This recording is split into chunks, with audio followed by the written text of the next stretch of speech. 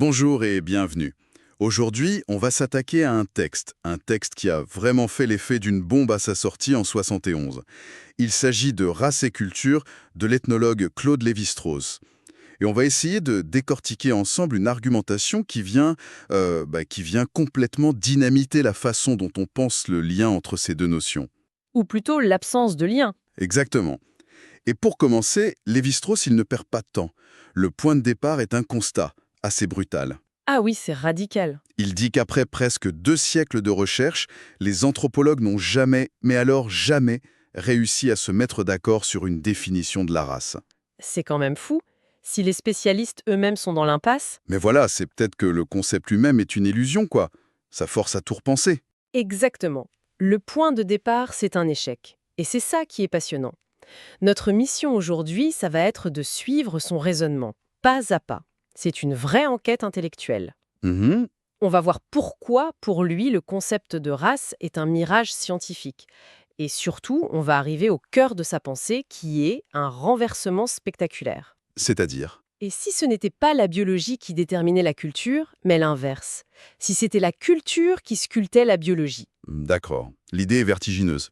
Alors, allons-y, commençons par cette démolition de la notion de race.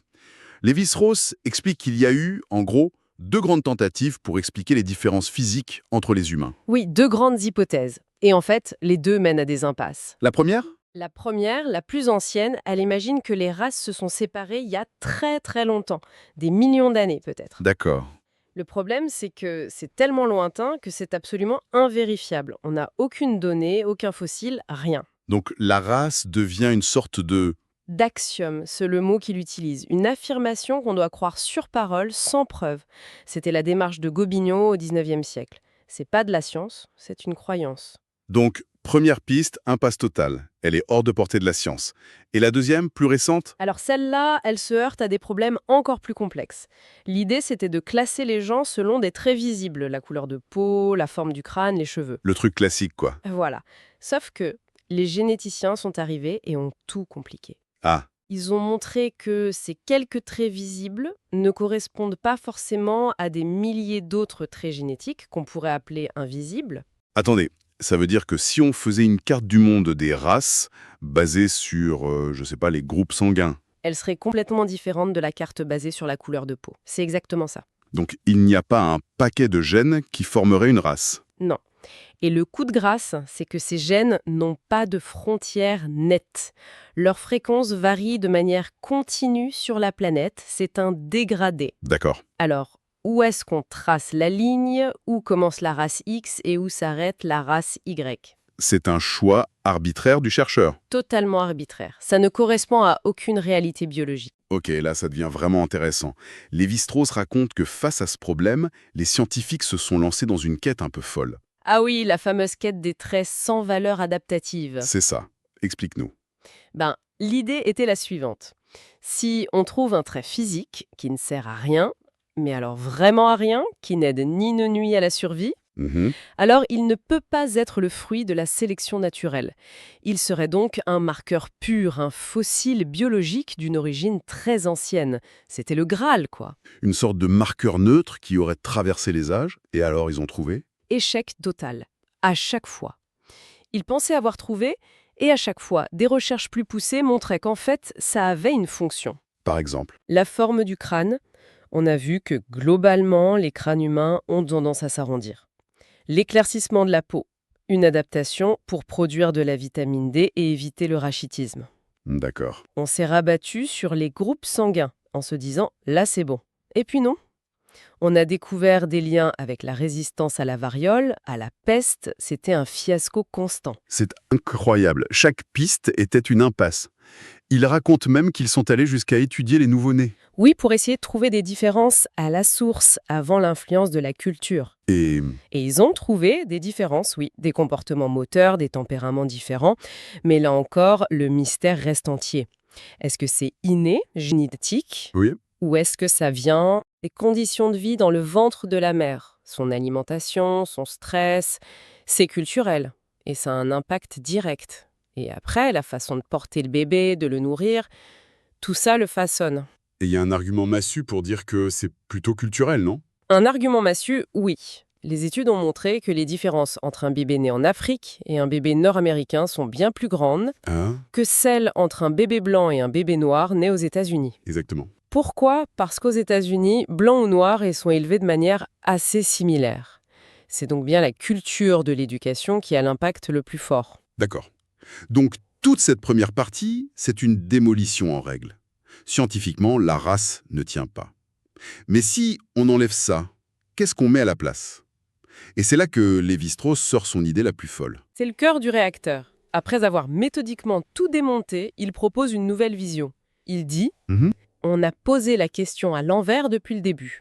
C'est-à-dire? On a cherché comment la race pouvait influencer la culture. Il faut retourner le télescope. Il faut comprendre que ce sont les formes de culture qui déterminent en grande partie le rythme et la direction de notre évolution biologique. » Waouh, Attalé, cette phrase est incroyable. Il faut la digérer. Il écrit noir sur blanc, la race est une des fonctions de la culture. C'est le monde à l'envers. C'est le monde à l'envers. Ça veut dire que nos modes de vie, nos croyances, nos règles sociales sculptent notre biologie sur le long terme. Et ce n'est pas juste une idée en l'air. Non, ce n'est pas juste une intuition philosophique. Pour prouver ça, il s'appuie sur une science toute jeune à l'époque, la génétique des populations. D'accord. Et avec cette nouvelle grille de lecture, il réexamine des coutumes de sociétés dites primitives qui, pour nous, semblaient bizarres, voire absurdes. Et il montre qu'elles ont une logique biologique cachée. Une logique implacable. Prenez la structure des villages. Souvent, un groupe se crée par fission. Une lignée quitte le village. Puis, par fusion, d'autres les rejoignent. Ce processus répété crée des petits groupes avec des patrimoines génétiques très particuliers et isolés les uns des autres. Or, la génétique nous apprend que cet isolement est une condition idéale pour une évolution biologique très rapide. C'est fascinant. Et il regarde aussi les pratiques sociales elles-mêmes. Oui, et là, la sélection est encore plus directe. La polygamie, par exemple, souvent réservée aux chefs. D'accord. Si les qualités pour être un leader, l'intelligence, l'initiative, ont une base génétique, même lointaine, le fait que ces hommes aient beaucoup plus d'enfants va mécaniquement multiplier ces gènes dans la population. Mais là, on pourrait l'accuser de justifier des pratiques comme la polygamie ou même l'infanticide dont il parle aussi. C'est une excellente question et c'est un point crucial. Lévi-Strauss ne fait pas de morale. Il ne dit pas si c'est bien ou mal. Il observe. Il observe en tant qu'ethnologue et il cherche la fonction, l'effet objectif. Quand il parle de l'infanticide, il montre que ce sont des mécanismes de contrôle démographique. D'accord, je vois. Quand il analyse les croyances sur le respect de la nature, il dit « L'effet concret de cette croyance, c'est de maintenir un équilibre durable et d'assurer la survie du groupe. » C'est une analyse fonctionnelle, pas un jugement de valeur. La distinction est essentielle. L'idée est puissante, mais est-ce qu'il a un cas d'école? Un exemple vraiment concret pour prouver ça? Il en a un, et c'est une démonstration magistrale. C'est l'histoire de la cyclémie ou drépanocytose. Ah oui. Au début, les scientifiques pensaient avoir enfin trouvé leur fameux fossile biologique. Une maladie héréditaire, apparemment inutile, très présente dans certaines populations africaines. Le marqueur racial parfait. Le Graal, enfin. Sauf que, une découverte a tout changé. Des médecins ont remarqué que les zones de cyclémie correspondaient exactement aux zones de paludisme. Ah, En creusant, ils ont compris que les porteurs du gène sur un seul chromosome, les hétérozygotes, non seulement ne sont pas malades, mais en plus, ils sont incroyablement protégés contre le palu. donc ce n'était pas neutre du tout. C'était un avantage de survie énorme, colossal. Et c'est là qu'un chercheur, F.B. Livingstone, fait la synthèse finale. Il croise toutes les données. La carte de gènes, celle du paludisme, mais aussi les données archéologiques sur l'histoire de l'agriculture en Afrique de l'Ouest. Quel est le lien avec l'agriculture? Il est simple et génial. Pour cultiver, les premiers agriculteurs ont dû défricher la forêt. Ces défrichages ont créé des clairières avec des eaux stagnantes, le paradis pour les moustiques. Oh d'accord. Le paludisme a explosé, et face à cette nouvelle pression, la sélection naturelle a favorisé de manière spectaculaire les porteurs du gène de la cyclémie. La conclusion est... Limpide. Un changement purement culturel, l'adoption de l'agriculture, a directement modifié le patrimoine génétique de toute une population. La culture a sculpté la biologie. C'est une preuve irréfutable. Tout ça, c'était en 1971. C'est brillant, mais on se demande comment ça résonne aujourd'hui. Et c'est là que le texte devient prophétique. Et même un peu sombre. Un double avertissement, oui.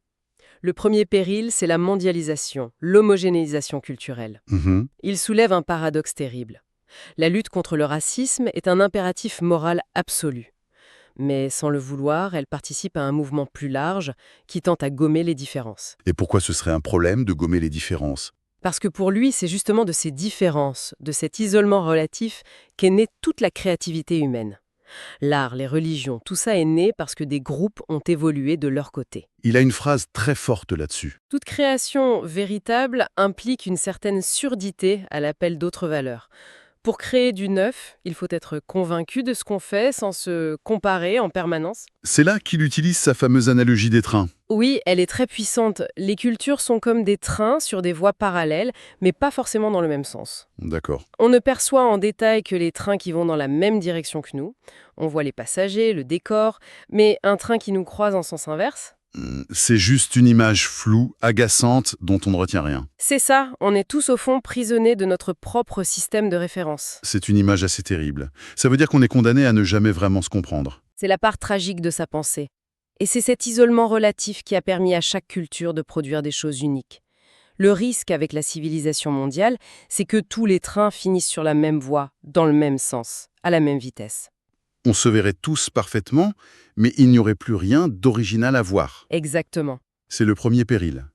Et le second est peut-être encore plus inquiétant. C'est son hypothèse la plus troublante. Il se demande si le racisme aujourd'hui n'est pas devenu un simple prétexte pour une angoisse bien plus profonde. La difficulté croissante de vivre ensemble. Sur une planète trop petite. Voilà. Il utilise une autre analogie, glaçante, celle des vers de farine. Racontez. Des biologistes ont mis des vers dans un sac, avec plein de nourriture. Bien avant que la nourriture manque, les vers ont commencé à s'empoisonner eux-mêmes avec leurs propres toxines. Juste parce qu'ils étaient trop nombreux. Simplement à cause de leur densité. Et Lévi-Strauss se demande si l'humanité, avec l'explosion démographique, ne ressent pas la même chose. Ce sentiment d'être à l'étroit les uns sur les autres. Qui générerait une angoisse qui se manifesterait par la haine de l'autre. C'est ça. C'est terrible parce que ça suggère que l'intolérance n'est pas juste une mauvaise idée qu'on pourrait corriger, mais quelque chose de plus. Viscéral. C'est une pensée très sombre qui déplace le problème. Pour lui, la question n'est plus seulement le rapport entre les humains, mais entre l'humanité et la planète. Il critique cet humanisme occidental qui a coupé l'homme de la nature. En disant que le respect qu'on doit aux autres humains n'est qu'un cas particulier du respect qu'on devrait avoir pour toutes les formes de vie. C'est en oubliant ça qu'on s'est donné le droit d'exclure si facilement des fractions entières de l'humanité. Donc, si on résume, on part d'une critique hyper technique de la notion de race. Oui, une vraie déconstruction. On assiste à ce renversement incroyable, où c'est la culture qui façonne la biologie. Ce qui est déjà une idée folle. Et on atterrit sur une réflexion quasi philosophique sur les périls de notre civilisation mondiale. C'est un sacré voyage intellectuel. C'est tout le génie de Lévi-Strauss. Il nous montre que la collaboration entre la génétique et l'ethnologie ouvre des perspectives incroyables, non pas pour classer les peuples, ce qui est une aberration, Bien sûr, mais pour comprendre la complexité folle de l'interaction entre notre évolution culturelle et notre évolution biologique. La question n'est plus la race influence-t-elle la culture, mais bien comment nos cultures façonnent-elles l'avenir biologique de l'humanité. et pour terminer, le texte nous laisse face à un paradoxe qui est peut-être le plus grand défi de notre époque. Lévi-Strauss suggère que la créativité, l'invention dépendent d'un certain isolement, d'une imperméabilité entre les cultures. Or, notre monde hyperconnecté prône l'exact contraire, l'échange permanent. La communication totale. Exactement. Et la question vertigineuse qui nous est posée, c'est celle-ci.